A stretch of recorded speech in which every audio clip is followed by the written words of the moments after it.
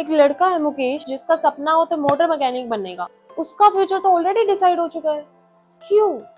फिरोजाबाद की गलियों से आया वो मुकेश जिसका बचपन खेल नहीं काम है। Sounds impossible, right? And you know लोग क्या कहते हैं? कहते हैं यही उसकी किस्मत है। आज हम लॉस्ट स्प्रिंग का पार्ट 2 कवर करने वाले हैं, जिसमें हम देखेंगे कि कैसे किसी बच्चे के सपने उसकी रियलिटी से डिफरेंट होते हैं, कि उनको पूरा करना इम्पॉसिबल लगता है। So hello class 12th वालों, this is Anjali Dagar, your English educator. If you haven't watched the part 1 till now, so I've already given the link in the description. If you're new to this channel, so don't forget to subscribe. So stay till the end because this chapter is not only a chapter, ये reality check है. I want to drive a car. इस part में हम मुकेश के बारे में बात कर रहे हैं, जो बहुत ही कॉन्फिडेंटली बोलता है कि मेरे को अपनी लाइफ अपने हिसाब से चलाना नहीं, मेरे को मोटर मैकेनिक बनना है। फिर एनी जंग पूछती है, एनी जंग यहाँ पे आई रेफर करता है एनी जंग बिकॉज ये उसकी खुद की लिखी हुई बुक का एक एक्सेप्ट है, तो ऑफ कोर्स आई एनी जंग के लिए यूज हुआ है। वो कहती है क्या तुम्हें पता भी है कार्स के बारे में? फिर मुकेश बहुत ही कॉन्फिडेंटली रिप्लाई करता है कि मुझे कार चलाना सीखना है, ड्राइव करना सीखना है। उसने मेरी आंखों में स्ट्रेट देखते हुए ये बात बोली थी, मतलब वो कॉन्फिडेंट था अपने वर्ड्स को लेके। बट एनी जंग को रियलिटी का पता था। क्यों? क्योंकि फिरोजाबाद जो है वो बेंगल इंडस्ट्री के लिए जाना जाता है, बेंगल मेकिंग इंडस्ट्री कहा जाता है उसको। और मुकेश का सपना बिल्कुल एक मिराज की तरह था। मिराज क्या होता है? एक ऐसा सपना जो कभी पूरा ही नहीं हो सकता। तो इसीलिए एनी जंग ये बात बोलती है कि मुकेश जो बात बोल रहा है वो सच नहीं हो सकती, because he is belonging from Firozabad. और फिरोजाबाद एक ऐसा प्लेस है जो बेंगल्स के लिए फेमस होता है। फिरोजाबाद के अंदर हर दूसरी फैमिली बेंगल्स मेकिंग के काम में इंडल्ज है, इसी काम में वो एंगेज है।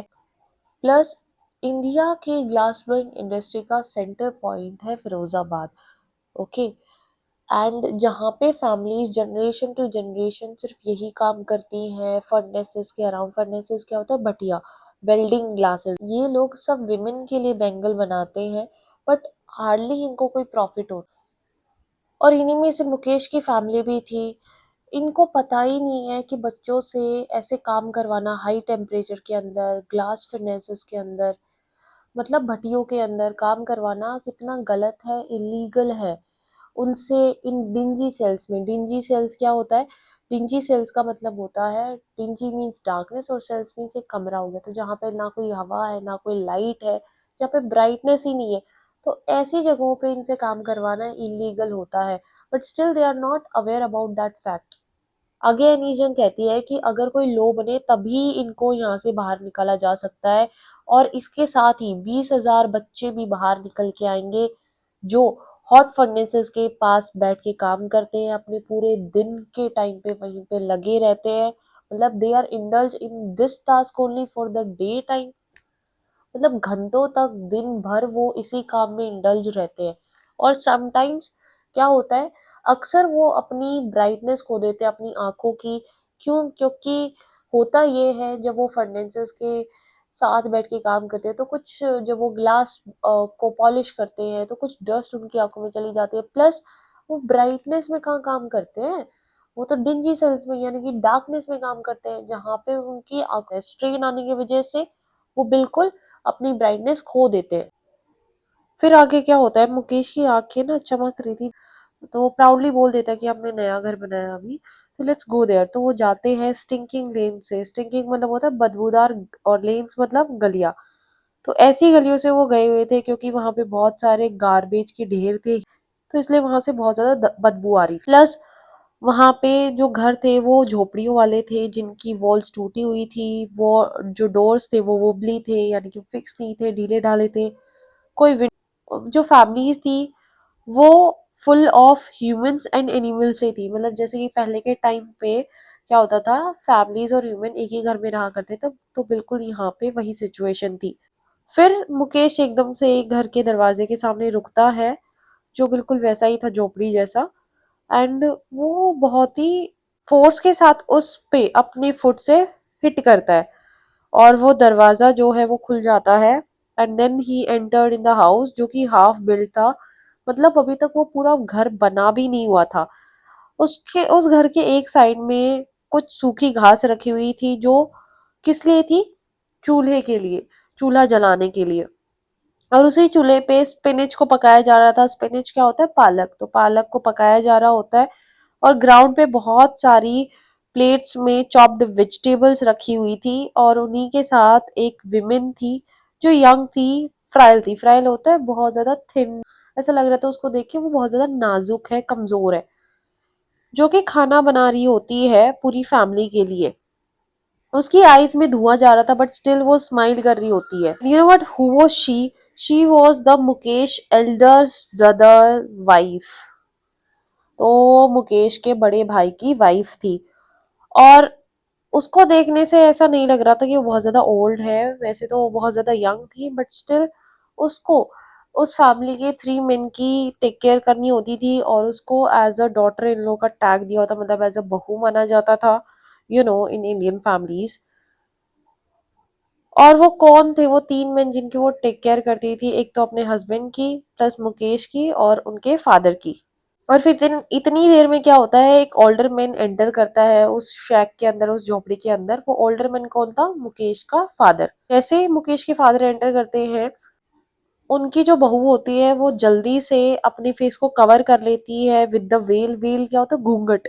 अपने फेस को कम्प्लीटली कवर कर लेना, जो कि एक कस्टम होता है इंडियन फैमिलीज के अंदर, डॉटर इन लोगों को फॉलो करना होता है। जब भी कोई मेल एल्डर होता है तो उनके सामने वो अपने फेस को कवर कर लेते हैं वेल से।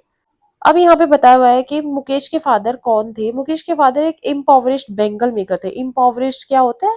पुअर होता है। बहुत ही सालों के हार्डवर्क के बाद भी उन्होंने पहले टेलर का काम किया, फिर वो बेंगल मेकर बने। स्टिल वो एक अच्छा घर नहीं बना पाए, रेनोवेट नहीं कर पाए अपने घर को, अपने बच्चों को स्कूल नहीं भेज पाए, जो कि कितना टिपिकल टास्क रहा होगा उनके लिए। क्यों? क्योंकि इतनी मेहनत करने के बाद भी वो अपने बच्चों को स्कूल नहीं भेज पा रहे हैं, तो मतलब क्या समझ में आ रहा है कि वो कितनी ज्यादा पॉवर्टी में रह रहे हैं। तो फिर उन्होंने क्या किया, अपने बच्चों को बेंगल मेकिंग का काम सिखा दिया, और इसीलिए तो ये काम जनरेशन टू जनरेशन ऐसे ही कैरी फॉरवर्ड होता चला गया, और इस चीज से निकलना बहुत बड़ा मुश्किल टास्क होता गया सबके लिए। आगे मुकेश की ग्रैंडमदर ये बोलती है कि यही हमारा कर्म है, यही हमारी किस्मत है, हमारी डेस्टिनी है जो हमने एक्सेप्ट कर ली है। क्यों? क्योंकि मैंने अपने हस्बैंड को खुद अपनी आंखों के सामने ब्लाइंड होते हुए देखा है। जब वो बैंगल्स पे पॉलिश कर रहे थे, उस टाइम पे उनकी आईज में जो डस्ट गई ना, उस वजह से वो ब्लाइंड हो गए थे। Then she raised a question कि गॉड की बनाई हुई लीनेज को कभी तोड़ा नहीं जा सकता। लीनेज मतलब क्या होता है? इट्स लाइक कि कस्टम, कोई परंपरा, कोई रीति रिवाज, जो चीज जैसे थी वो वैसे की वैसी ही रहेगी। वो कहती है कि हम बेंगल मेकर्स की कास्ट में पैदा हुए हैं, इसके अलावा हमारे पास कुछ करने को है ही नहीं। फिरोजाबाद की हर घर में, हर यार्ड में, और हर किसी बगीचे में, स्ट्रीट में तुम्हें सिर्फ बेंगल्स ही बेंगल्स दिखेंगी। अलग अलग तरह की बेंगल्स तुम्हें मिलेगी, चाहे वो सनी गोल्ड हो, these are the colours name, paddy green, royal blue, pink, purple, मतलब जैसे कि रेनबो में 7 कलर्स होते हैं, तो उन 7 कलर्स की तुम्हें बैंगल्स मिलेगी। Means the variety of bangles you will get in Firozabad. तो वो ये कहना चाहती थी कि हमने बचपन से ही बैंगल्स देखी अपने अराउंड, और फिरोजाबाद के हर घर में, हर बगीचे में, हर गली में सिर्फ बैंगल्स ही बैंगल्स देखने को मिलती है। वो बैंगल्स कैसे रखी जाती है? अनकेम्प्ड यार्ड्स में, मतलब जहाँ पे सफाई नहीं होती है, अनक्लीन एरिया होता है, तो वहां पे इनको पाइल अप करके ढेरों में रखा जाता है, और फिर उसके बाद इनको लोड किया जाता है हैंड कार्ट्स में, यानी कि कैरेज में, 4 पहियों वाली गाड़ी में। एंड यू नो व्हाट, बच्चे खुद धक्का लगाते हैं उन पतली पतली गलियों से जो उस झुग्गी झोपड़ी वाले टाउन की है, यानी कि फिरोजाबाद की है। वहां से वो जाते हैं और आगे उस चीज को भेजते हैं। उनके जो घर हैं वो बिल्कुल डार्क है, मतलब जहां पे लाइट तो है ही नहीं, और जो थोड़ी बहुत फ्लेम लगती है वो किसकी होती है? दियो की होती है। छोटे मोटे ऑयल लैंप्स जलते रहते हैं, जहां पे खुद लड़के और लड़कियां अपने फादर और मदर के साथ, उनके साथ बैठ के और उस बेंगल मेकिंग के काम में हेल्प करवाते हैं। मतलब उनको बचपन से ये काम सिखाया जाने लग गया है। मतलब उन्होंने डार्कनेस में अपने आप को अडेप्ट कर लिया है, उन्होंने अपने आप को एडजस्ट कर लिया है उस अंधेरे के अंदर कि वो लाइट में जाते ही नहीं है। बट इसका रिजल्ट क्या होता है, अडल्टहुड की एज में पहुंचने से पहले ही उनकी आई साइट खत्म हो जाती है, मतलब बिल्कुल अंधे हो जाते हैं वो लोग। Then what happened, there is a young girl जिसका नाम सविता होता है, और उसने पिंक ड्रेस पहनी हुई थी जो कि फेड हो चुकी थी, मतलब उसका जो कलर था वो जा चुका था ऑलमोस्ट। और वो लड़की बैठी हुई थी एक विमेन के साथ जो कि एज में काफी बड़ी थी। What they were doing soldiering pieces of glasses. इसका मतलब क्या होता है, हम जब बेंगल्स बनती है तो बेंगल्स को जोड़ा जाता है और उस जोड़ने के प्रोसेस को ही सोल्जरिंग बोला जाता है, ठीक है। एनीस जंग ये ऑब्जर्व करती है कि उसके हाथ मशीन से भी ज्यादा तेज चल रहे हैं, और वो ये सोचती है कि अगर उस लड़की को पता चलेगा कि ये बेंगल्स जो है उसकी इंडिया में कितनी बड़ी इंपॉर्टेंस है। Sensitivity means importance. ये इंडियन सोसाइटी को सिंबलाइज करती है, मतलब इंडियन सोसाइटी में जो विमेन होती है उनके सुहाग को सिंबलाइज करती है कि जो उनके लिए अच्छा बोला जाता है। और जिस दिन उसको इस बारे में पता चलेगा एकदम से, जब उसको उसके फेस को कवर करने के लिए बोला जाएगा, यानी कि घूंघट, रेड वेल मीन्स क्या होता है, घूंघट करना, प्लस उसके हाथों में मेहंदी लगी होगी, उसके रिस्ट में बैंगल्स होंगी रेड कलर की जो पहनाई जा रही होंगी, तो तब वो पूरी तरीके से एक ब्राइड बन जाएगी, जैसे कि वो ओल्ड वुमेन जो उसके साथ बैठी हुई थी, बिल्कुल a bride in her time, right. मतलब एक टाइम तो ऐसा होगा ना जब वो ब्राइड रही होगी, तो इसलिए एनीस जंग ने बोला है बिल्कुल उसकी तरह ही वो क्या बन जाएगी, ब्राइड बन जाएगी।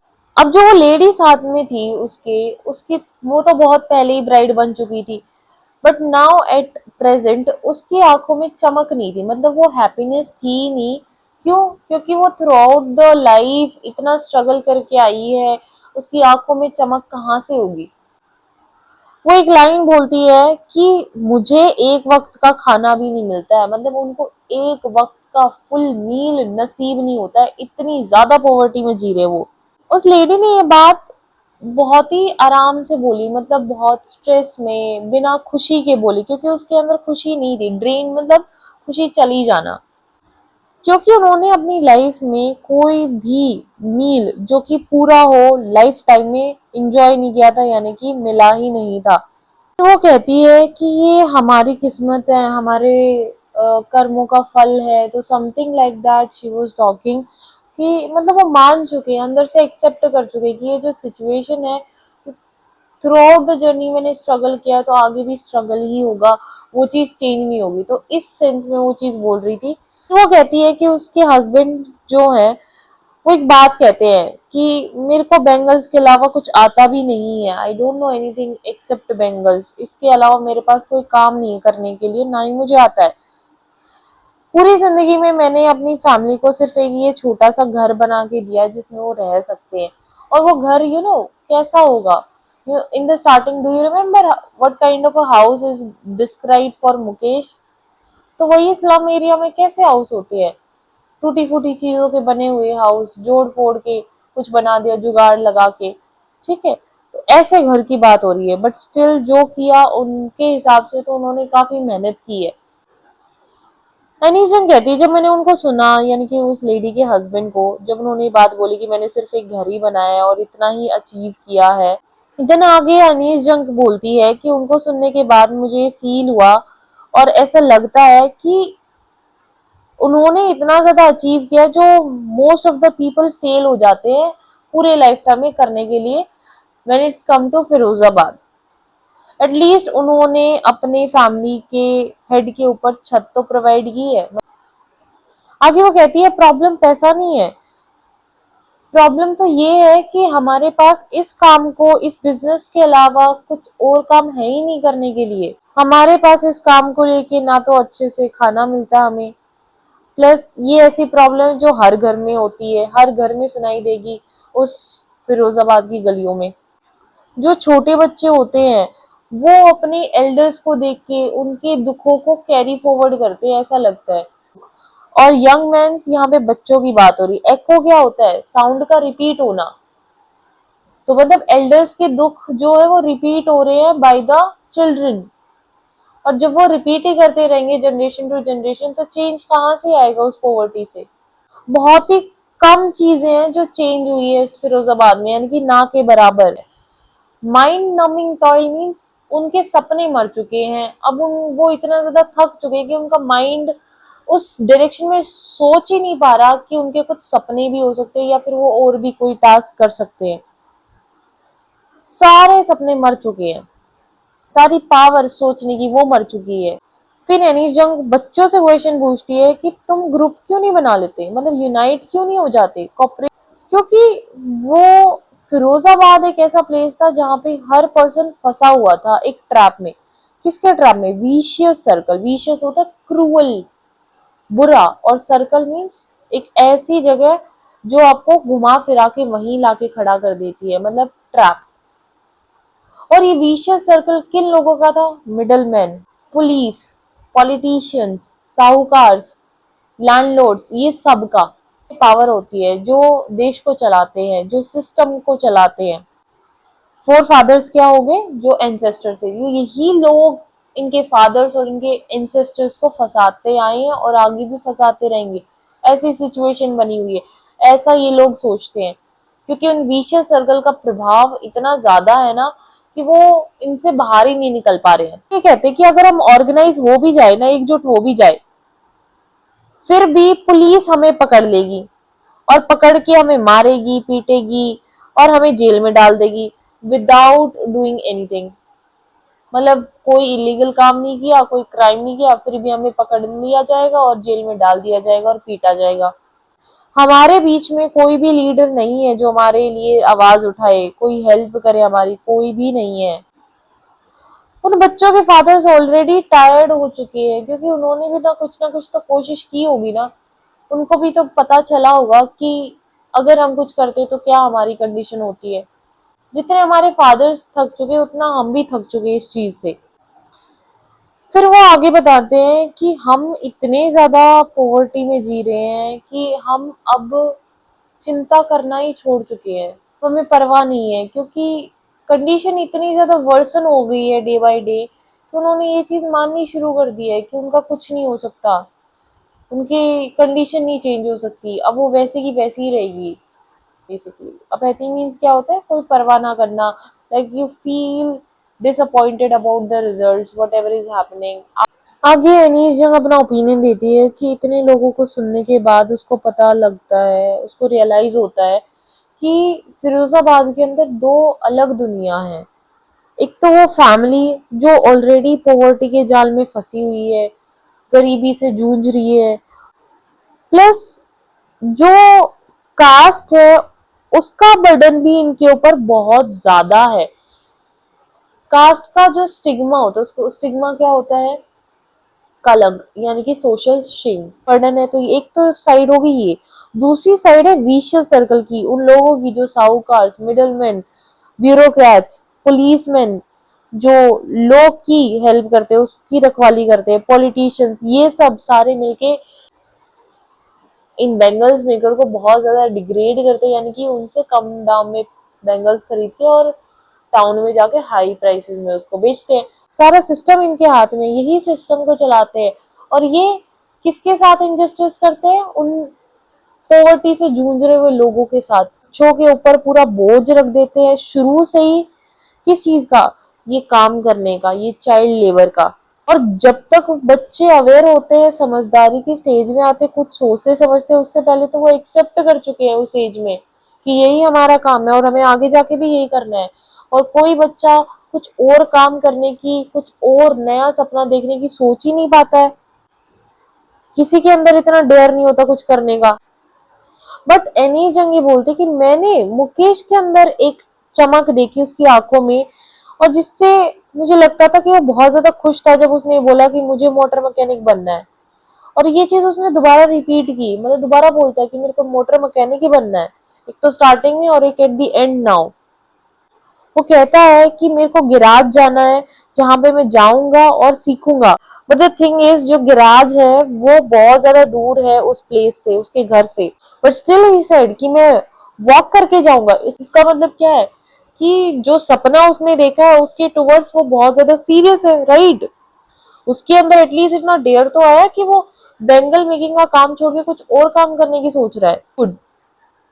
फिर हनी जंग उसको ये भी बोलती है कि क्या तुम पायलट नहीं बनना चाहते, मतलब तुम्हारा प्लेन उड़ाने का मन नहीं करता? और वो कुछ नहीं बोलता, सिर्फ ग्राउंड की तरफ देखता है और कुछ बड़बड़ा रहा होता है आउट ऑफ एम्बेरसमेंट। उसको देख के ऐसा लगता है कि समवेयर ही वो सेटिस्फाइड, कंटेंट होता है खुश होना, सेटिस्फाइड। जो सपने उसने देखे हैं कार्स को देखते हुए, उसने कुछ और देखा ही नहीं अपनी लाइफ में। उसकी चीजें ही, उसका जो विजुअलाइजेशन है वो भी लिमिटेड है दुनिया। और दैट्स व्हाई इट सेड कि बहुत ही कम प्लेन्स फिरोजाबाद के ऊपर से जाते हैं। तो शायद ये वन ऑफ द रीजन हो सकता है मोटर मैकेनिक बनने का मुकेश का, क्योंकि उसे दिन भर सारी गाड़ियां भागती हुई दिखती है रोड के ऊपर और वही चीज वो देखता है। तो उसकी सराउंडिंग्स लिमिटेड है, उसको जो दिखता है उसी के अंदर उसने अपना सपना खोजा हुआ है। So that's it for today's video. I hope आपको ये चैप्टर बहुत अच्छे से समझ में आ गया होगा। तो हमने संकल्प लेना है कि हमें सब कुछ पढ़ना है और पढ़ के अच्छे मार्क्स लेके आने हैं, ठीक है। अगर आप पूरा चैप्टर एक बार में नहीं पढ़ पाते हो तो एटलीस्ट हाफ तो पढ़ो, तो उसको बोलते हैं कंसिस्टेंट होना। Bye bye, take care till that time, thanks for watching.